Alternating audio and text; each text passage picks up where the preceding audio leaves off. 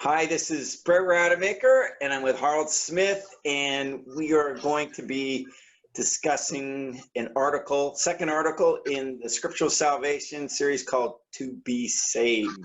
So, to be saved, we touched base on this a little bit on the first article, but let's recap for the people maybe who didn't see it or don't recall. The word saved in Christianity means something very different than what saved means in scriptures from a Hebraic perspective, and also when it's properly translated. So let's start the discussion with that. Can you get into that in a little more detail? Well, when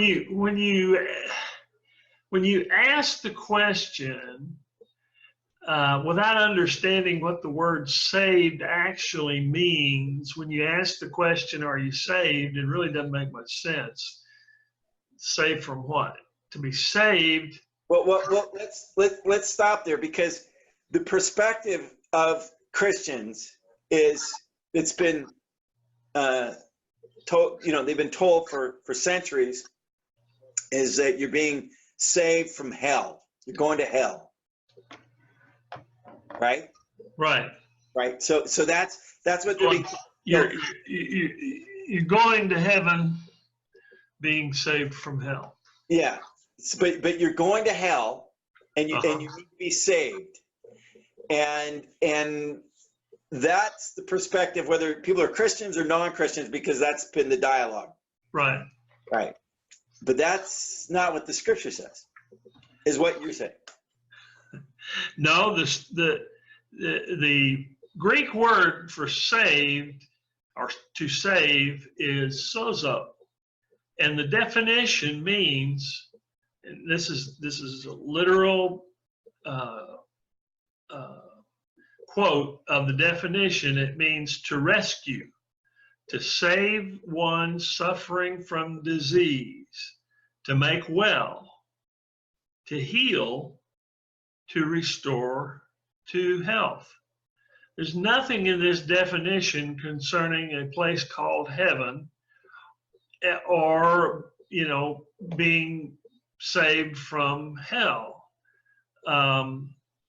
It's translated in the same Greek word is translated in John 12:47 as save, and in Romans 10:9 as saved. We could all answer the question if it was, did someone rescue you from death, or say from drowning? That's a yes or no question. If you were drowning and someone pulled you out of the water, you would know right away that you'd been saved right now, in the here and now. But it has nothing to do with this ethereal place of heaven or the mythological place of hell. Heaven and hell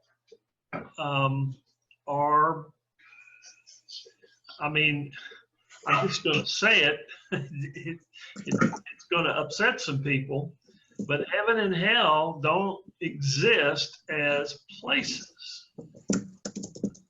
Yeshua said in Luke 17, 21 and 22, that the kingdom of heaven does not come by observation. It's not a place.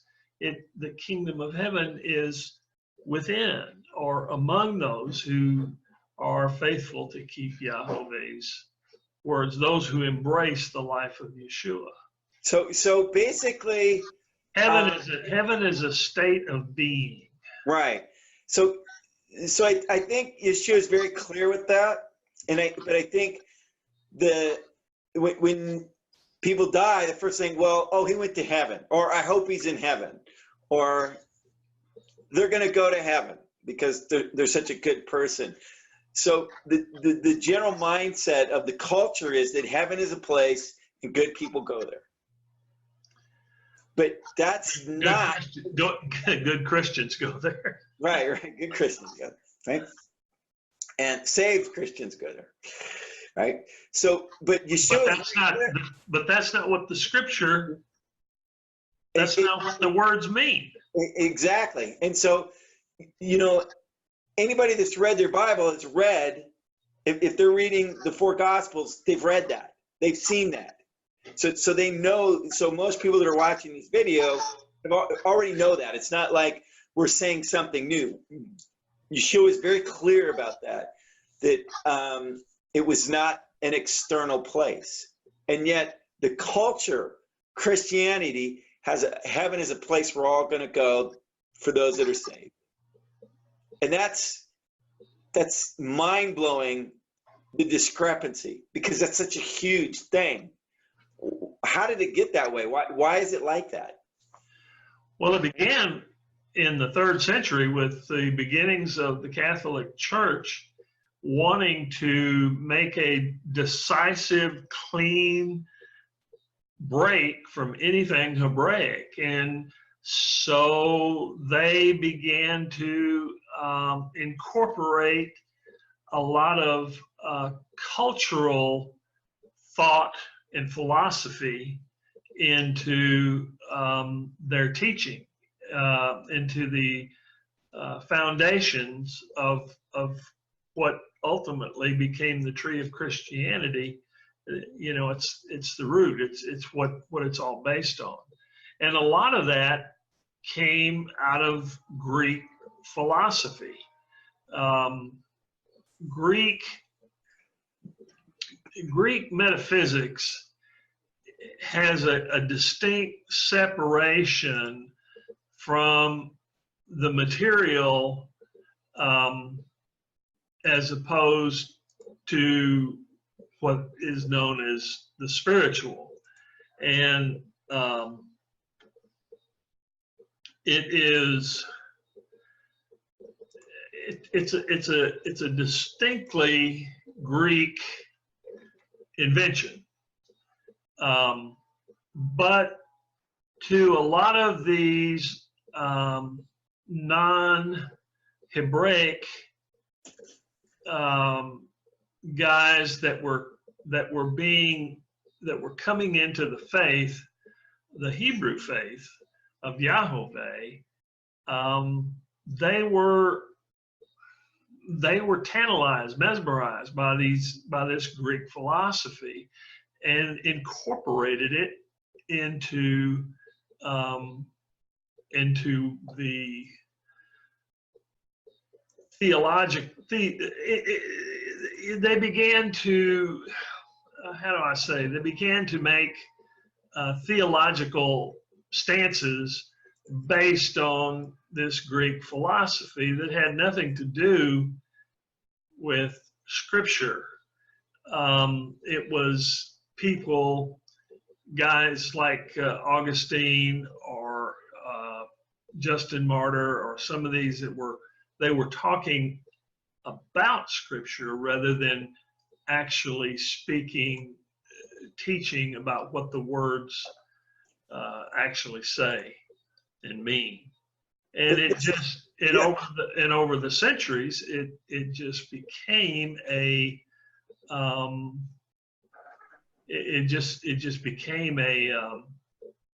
accepted. You know, if you say something loud enough and long enough over time, people are going to begin to believe it. But there's a quote by a Jewish poet, Chaim Balik, who lived from the late 1800s into the early 1900s. And he said, reading the Scriptures in a translation is like kissing your new bride through a veil. And Greek metaphysics is built around this duality of the material and the spiritual. And what it means is that the Greeks thought of existence in terms of two levels. One was the level of the material world, where all the stuff we see and deal with exists, and the other was the spiritual world, where the divine resides with truth, beauty, and goodness. And this dual nature of reality was incorporated into the Christian theology, and it became the fundamental philosophical principle behind the Christian idea of getting to heaven. Our proclamation, the Christian proclamation of escape from this world, whether through divine intervention or rapture or otherworldly orientation or a heavenly gate pass, is really the affirmation that the spiritual world is the preferred existence, and getting out of this lousy life is the real goal. That if you talk to most Christians, that's the end game, right? That's the goal. The goal is to just survive or do good enough to get out of here with your golden ticket. The question, where will you go if you die tonight, is an evangelistic approach that is rooted in Greek metaphysics. This assumption of getting to heaven is the goal of, like you said, a Christian belief. It sounds nice. I mean, who wouldn't want to leave all their problems and unbalanced checkbook behind? But it's just not scriptural. This dualism is still with us in all of our English translations. Every time you hear someone speak about the evil world, the bliss of heaven, the desire to depart, the anticipation of the rapture, or anything that suggests that our purpose is departure, you're treading on this Greek philosophy. Whether you know it or not, whether you understand it or not, it's so ingrained in our culture that people just accept it as the truth when there's no trace of it in Scripture. But it's been part of the church since, like I said, the 3rd century. But the original language of Scripture describes nephesh, the Hebrew word nephesh, which has been translated into soul. It's all of me. The Hebraic stance is that you are one homogenized unit altogether. You're not body, mind, and soul. That philosophy can be traced directly to the Greek writer Plato in his book, The New Republic. But it's sexy. It sounds, it sounds real intelligent. So, this was the enticement to these early guys that embraced it into their theology. But when I embrace the manifestation of the life example by Yeshua, I am the manifestation of Yahweh's breath embodied. And that means that I am entirely under his sovereignty. Life does not belong to me. It belongs to him. He gives it to me as a loan. Unlike the Greek concept, I'm not on a path to ascend to my true calling in the spirit world. I am me right here, right now, breathing the nefesh chaya, the breath of life that Yahweh has given me, designed to do his will on this earth today. Go ahead. I want to ask you a question because you made a statement that ties into being saved from hell is the mindset. And so you said hell's mythical. That's a shocker. Well, if you look, if you look at Scripture, a lot of times in describing hell, you find in our modern translations the word Hades. Right. Well, there's some other words there too. What are some of the other words? Sheol, right? Sheol, Gehenna. Gehenna. Gehenna was actually a place. Yes. Here on earth. I've been there. It's in Israel, in Jerusalem. It's behind Jerusalem, and it was a place where they would burn all the trash and carcasses of dead animals, and they just it was a continual burning fire. Right. And the smell was just pungent. It would waft over the whole city when the wind blew right, and people were very aware of it. And so Yeshua he referred to this place of eternal fire, or a continuing fire, Gehenna, to illustrate the separation between Yahweh's words and the tradition of men. It was the Scripture often refers to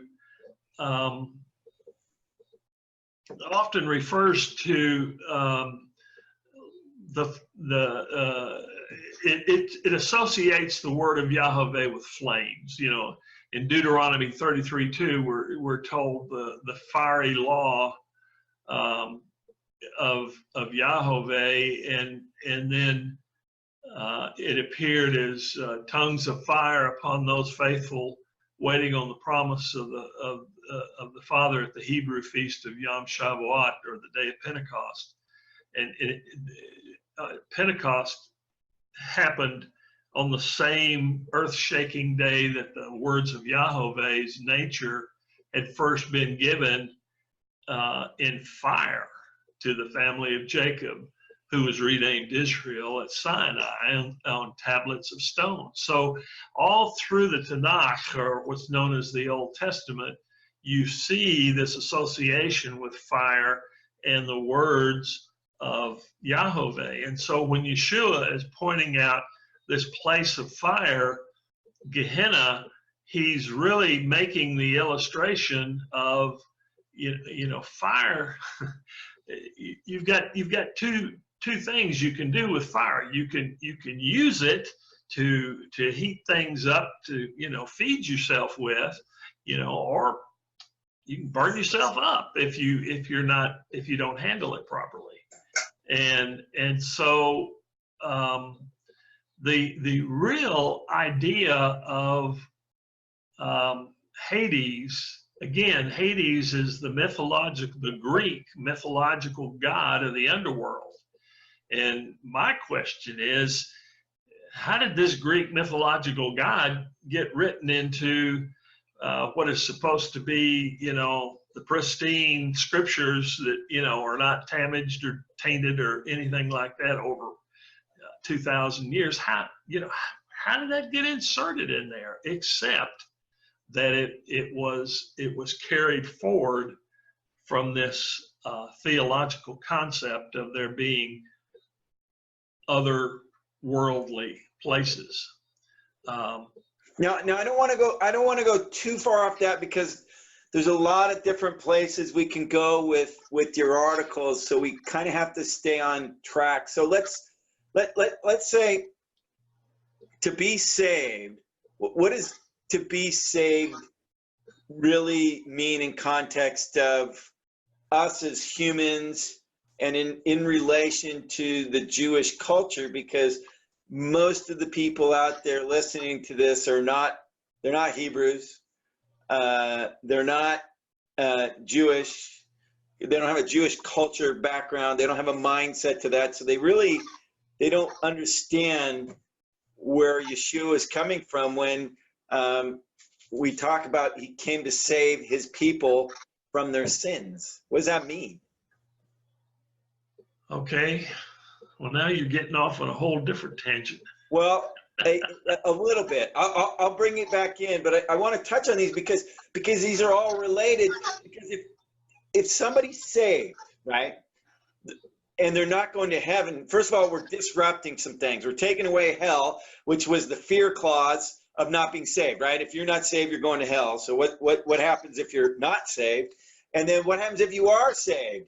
If you are saved and there's no heaven as we have thought of heaven, and then when I die, what happens then? Where does that all go? So those are all, part of this whole concept. So when Jesus says, when it says Yeshua came to save his people from their sins, give us a little bit overview on that. Well, you have to go back to the beginning. You have to go back to Genesis. And you'll find in Genesis, in the first chapter, it gives us an overview of creation. He created the heavens and the earth and the plants and he separated the waters, and he created mankind in general, male and female. I can say this because the Hebrew words for male and female in Genesis 1 are different from the Hebrew words in Genesis 2 for male and female. And because in Genesis 2, people read that and they often think that it's just a rehash of Genesis 1, but it's not. Whereas Genesis 1 is an overview of creation, where he created earth. In Genesis 2, on this already created earth, in a place on this created earth, Eden, Yahweh planted a garden, and we're given coordinates how to get there.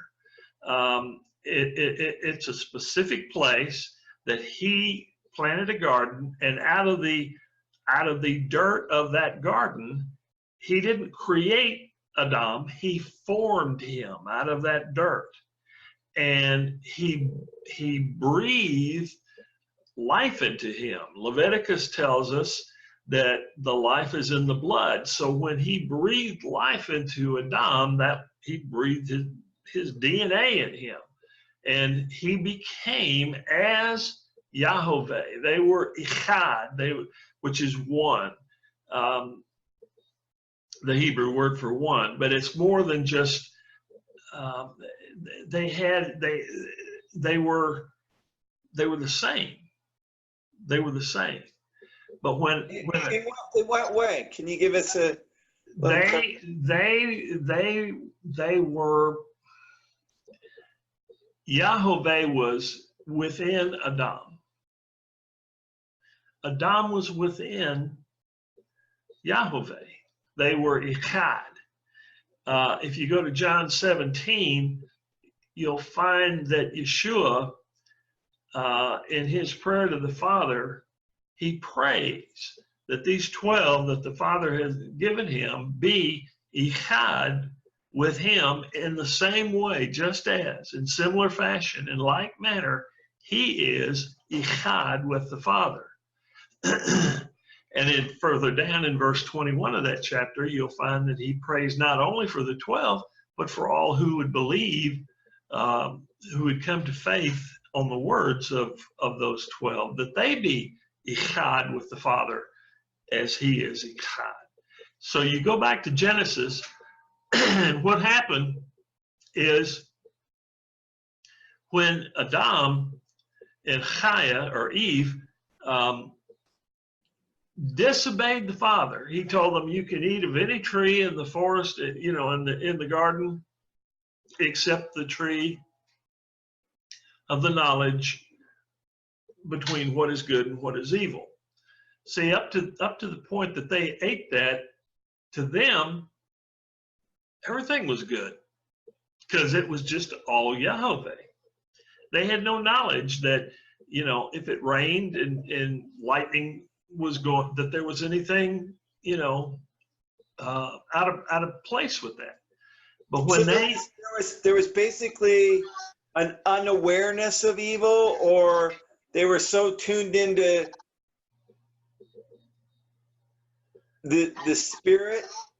They had no other conception other than they were totally dependent on Yahweh, and he was there. He was sovereign. Everything that took place was because of him, and because he's good, it was all good. Okay.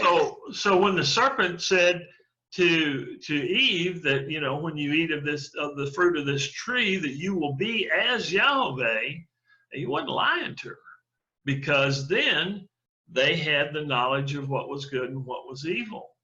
But in partaking of that fruit, of the knowledge of between what is good and what is evil, it corrupted this pure blood that Yahweh had breathed into them. And so in order to basically, they weren't designed to handle that framework, that reality. Now we're getting into I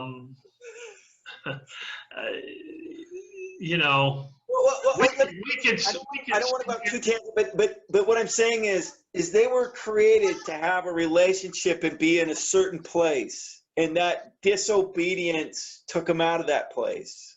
The purpose of the Father from the beginning, the reason he created Adam, formed Adam, was to have a people who would manifest his nature to the rest of the world. There were other people on the world when he formed Adam. In fact, it says in Genesis 2 that he searched the creation to find someone who would till the soil, and he couldn't find anybody. It's not that there wasn't anybody there. He couldn't find anybody with the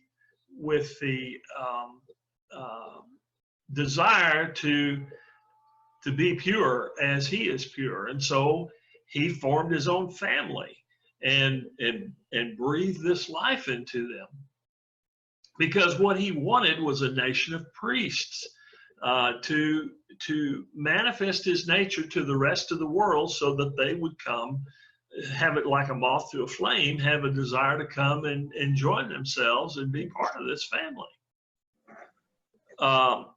We know that there were other people on the planet, because when Cain was banished, he said the Father put a mark on him so that other people wouldn't kill him. They had to come from someplace. And if you've read that and you don't question that, you're just not thinking. Because the biggest problem I think a lot of Christians have is they just read over stuff and they just let it pass by as if it doesn't matter, or if it's a fable. And so, when you see this, if so many people believe the Bible is real or true, and granted, there's translation misunderstandings or cultural, historical misunderstandings. That's a little bit different. But when you're reading something that has this impact on your life, like Scripture, and you just gloss over it like it's not there, but it's saying something very significant compared to the reality of what you're being taught or living in, you got to take notice of that. So there had to be a separation from the Scripture says that there had to be a separation lest Adam partake of the tree of life in the state that he is in and live forever in that state. There had to be a separation to keep from polluting the well, if you will. Right. And so he was put outside, and there was again a flaming sword that was placed at the entrance of Eden, that so nobody would be able to come into that place unless they again, the flaming sword is the words of Yahweh, unless they partook of Yahweh, of those words. But if you'll notice, this didn't resign them from his presence, because immediately after they partook of the tree of knowledge, he killed some animals, made animal skins for them to cover their nakedness. He was speaking to them. He continued to speak to them. He spoke to Cain. He spoke to Abel. The passage he spoke to Cain is, sin is crouching at your door, and all. But the difference was, instead of having him within, now he was, instead of being internal, now it was external. They were able to come into his presence, but it was all external. If you go to Genesis 5, it starts off by saying, these are the generations of Adam, and it lists them down through Noah to his son Shem. And then if you go to the bottom of Luke 3, it lists that lineage again, starting with Yeshua and going back through David, through Abraham, through Noah to Adam. What the Tanakh, the Old Testament, is a chronicle of this passage of what is known as the status of the firstborn, from father to son, from Adam to Yeshua. These are the credentials that Yeshua was able to present as being the kinsman redeemer for the family of Israel. And every family in Israel understood what a kinsman redeemer was, because when the father died, the appointed son, not necessarily the firstborn, but the appointed son, received all the benefits of the father, a double portion, and he got the signet ring and the authority to continue watchfulness over that family. And there's all kinds of things that go into that. But yeah, you've written a whole article series on on that, so we can get more detail in a later discussion. But Yeshua, because he kept the Father's words, he kept his blood pure from the beginning, he was able to say, I'm the kinsman redeemer, because all of these begats that everybody skips over in scripture, because they're boring, these are the Yeshua's bona fides, if you would. This is what legitimately brought him to the place where he could exchange his pure blood for the corrupt blood that had been passed down through all these generations. If you go to Exodus 34, verse 7, one of the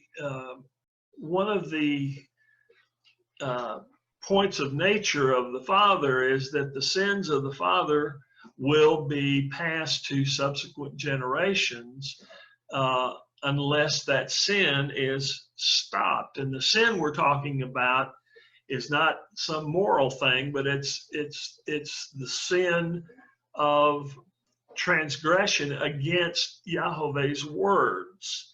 And there was none from Adam until Yeshua that did not transgress against Yahweh's words. That's what made him the kinsman redeemer. And that's because he could present himself as an atonement for that sin. He didn't come to save mankind from their sins. There's no scripture that alludes to that. He came to save Israel so that they could, so that the kingdom of Yahweh could be restored as it was in the beginning, and they would become the rightful heirs of that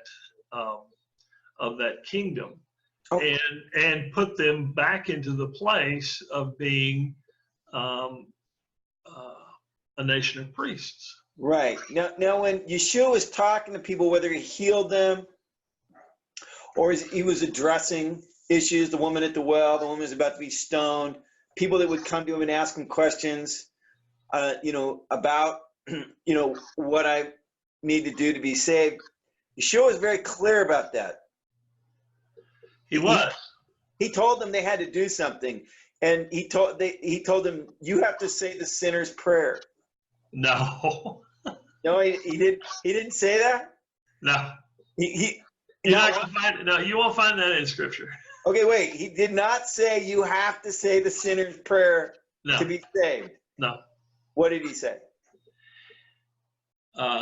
In several places, when they came to him and asked, "What must I do to be saved?" he says, "Keep the commandments." And they would ask, "Well, which ones?" So he reiterated them so that there would be no mistake. And what he reiterated was the 10 that are found in Exodus 20:1 through 17. And in one case, the young lawyer says, "Well, I've done all that. What else must I do?" And it says that at that point, Yeshua keenly looked upon him, and he saw that he was a rich guy. And he said, "Sell everything you got and come follow me. Come embrace my life." But it was too much for him. But what was it that he saw in that individual? Because that was not a blanket statement to everybody. That was a statement to this person about their relationship to the Father. And he was very explicit about what he was telling him to do, because he knew that he saw that the riches that he had become an idol to him. Exactly. And he says you can't serve Mammon and Yahweh, because you're going to either love one and hate the other, or hate the one, and you won't do justice to Yahweh if you've got this idol set up before your eyes. And because there's patriarchs, there's people in the Old Testament that were blessed with wealth through being obedient to the Father, but he specifically saw in this man there was something that was causing him to be one, to follow, and to be what he was created to be in relationship with the Father. And it was I take exception to that thought. Okay. He wasn't created to be anything. Okay. None of us are created before to be anything. I'm sorry, what? But we've talked on this before, but go ahead. Well, we're not. I mean, we are. When Yeshua was born, he was no different than you and I. None. What set him apart was his faithfulness. Once he grasped the words of the Father, his faithfulness to keep those words. That's what set him apart. It was prophesied, though, he would be that what he became. It was prophesied that someone would. Yahweh made provision to rescue his family again. I mean, all through the Tanakh, you see where the Father comes and he rescues his family out of distress and out of endangerment over and over and over again. Well, in the same way he kept doing that, even though they were disobedient, he still made provision to rescue them from this state that separated them from being ichad with him, because that's been his desire from the beginning. So, but what you're saying though is you're saying that Yeshua, it could have been anybody that stepped in that role, not just Yeshua.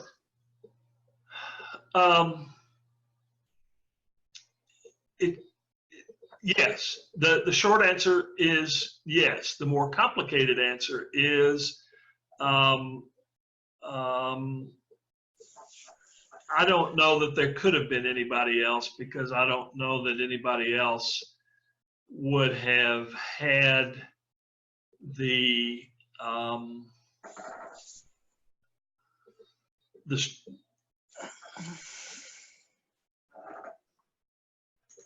I don't know what word I'm looking for. He was different.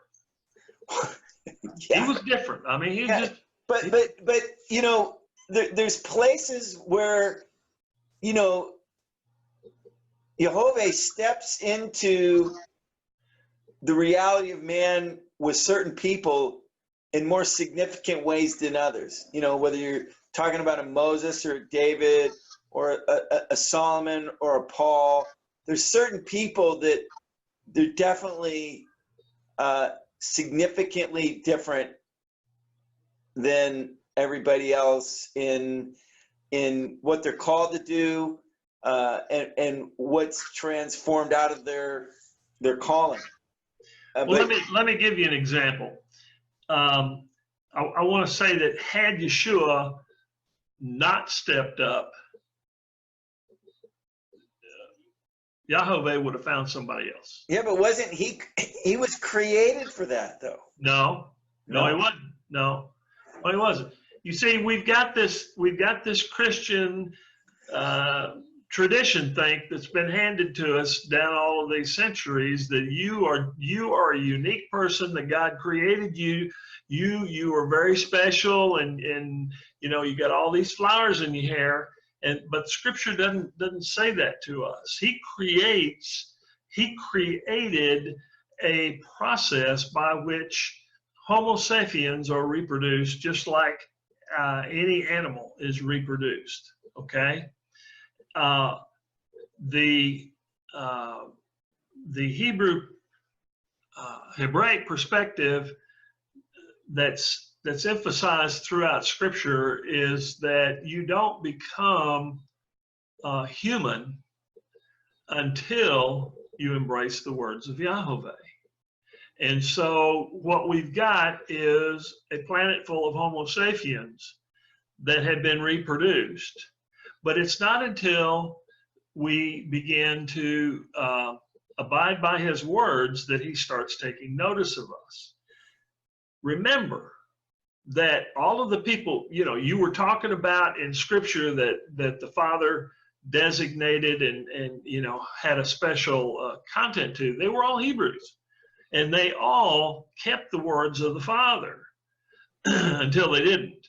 But in keeping the words of the Father, that is what causes us to be set aside for Yahweh's purposes. Now, to get back, what about people that aren't keeping the words that they're dead? What's that? They're dead. You asked me earlier what happens to people when they die. They die. No, but I'm saying there's people that go through life that all of a sudden Jehovah shows up in their life in some way, you know, speaks to them. When Yahweh flooded the earth and he wiped out mankind except for 8 people,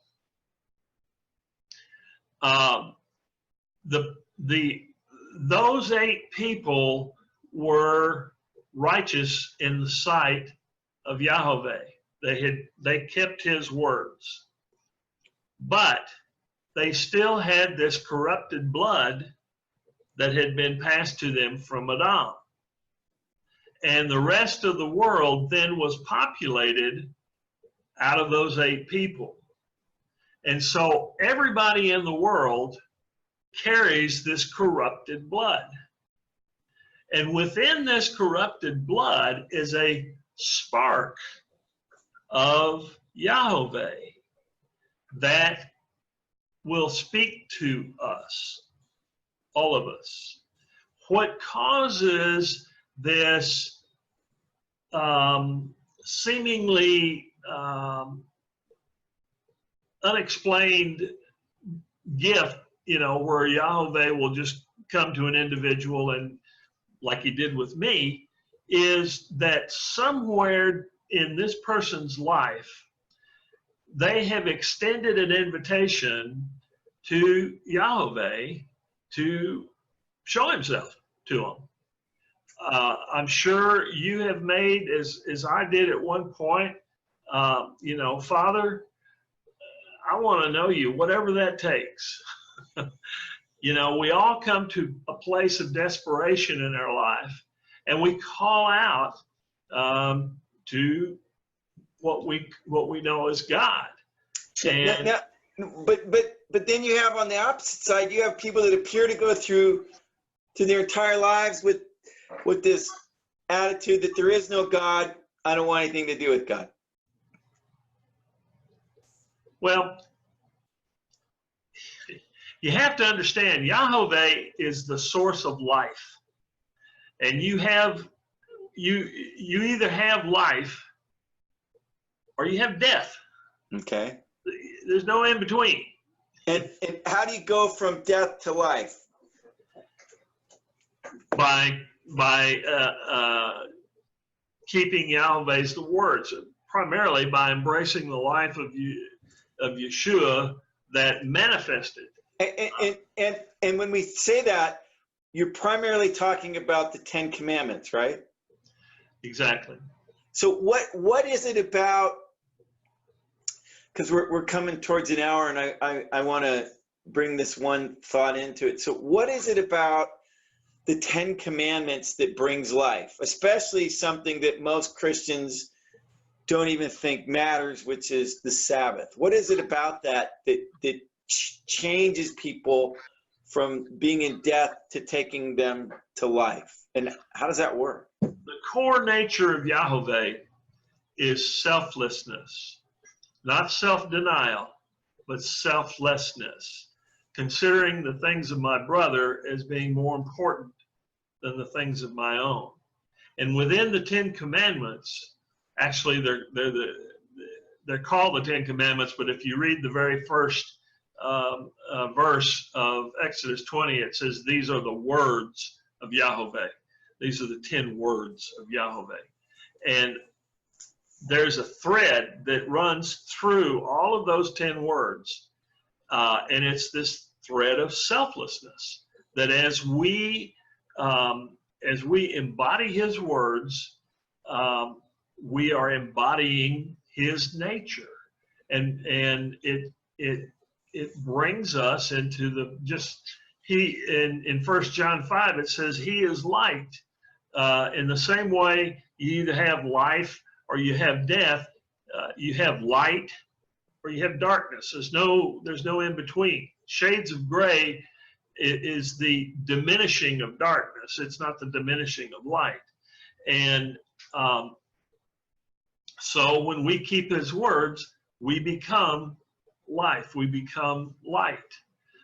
The difference between just keeping his words and being echad with him is embracing the life of Yeshua. What his resurrection did was to restore the kingdom of the Father as it was in the beginning, bringing us into echad. On Yom Shavuot, the day of Pentecost, a monumental thing took place, because the Father, we're told in the Tanakh that heaven is Yahweh's throne and earth is his footstool. So wherever Yahweh's throne is, that's where heaven is. And so on the day of Yom Shavuot, the day of Pentecost, he changed his residency. He moved his abode from the heavenlies to within the hearts of those who would embrace the life of Yeshua and accept Yahweh for who he says he is. And for those, we become echad with him. We become as we're told in Scripture, we become the body of Yeshua. That means when you have a body, your body, Yeshua is the head of the body. Your head doesn't float around somewhere apart from your body. It's a homogenized unit. And in the same way, if I come into a room and I put my hand in the room from around a corner and all you see is my hand, you don't say, oh, Harold's hand's here. You say, Harold is here. In the same way, when I embrace the life of Yeshua, I become Yeshua right here on this earth. That's a hard concept to grasp, and it's within where the throne of Yahweh now abides. His words that were once written on tablets of stone are now written in my heart. They're not done away with. We become the embodiment of those. And as we embody his words, we become life. We become human. And that is to be saved. Yes, sir. Okay. Very good. All right. Well, we're going to finish up this discussion with that. Powerful stuff. Thank you, Harold. Thank you, Brett.